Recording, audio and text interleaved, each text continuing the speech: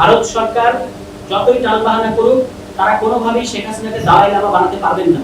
তাদেরকে বাংলাদেশের কাছে এই পলাতক দণ্ডপ্রাপ্ত আসামিকে বন্দি প্রত্যর্পণ যে চুক্তি আছে সেই চুক্তির আওতায় এই আসামিকে হস্তান্তর করতে হবে এবং বাংলাদেশে তিনি পা দেয়া মাত্রই, এয়ারপোর্টে আসা মাত্রই তাকে গ্রেফতার করা হবে এবং তার ফাঁসির রায় কার্যকর করা হবে।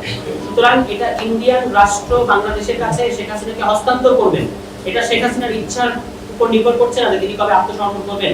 এই সমস্ত কথা বলে যাদেরকে তারা বিপদে রেখে দেশ থেকে পালিয়েছে, অর্থাৎ তাদের দলীয় অবুঝ কিছু নেতাকর্মী যারা এখনো ভোর 6টার সময় জনশূন্য রাস্তায় একটা জঙ্গিদের মতো মুখোশ করে জয় বাংলা স্লোগান দিয়ে ব্যানার রেখে দৌড় দিয়ে পালায়, তাদেরকে আশ্বস্ত করার জন্য তারা মাঝে মাঝে এই ধরনের কথা বলেন, কিন্তু তারা নিজেরাও জানেন যে তারা তাদের দল এই বিপুল সংখ্যক নেতাকর্মীদেরকে এই বাংলাদেশে কিন্তু অনিরাপদ করে রেখেছেন। এটা হচ্ছে আমাদের উদারতা, এটা হচ্ছে গণঅভ্যুত্থানের বাংলাদেশের উদারতা যে আওয়ামী লীগের এই নেতাকর্মীদেরকে আমরা একটা ফুলের টোকাও দেই না।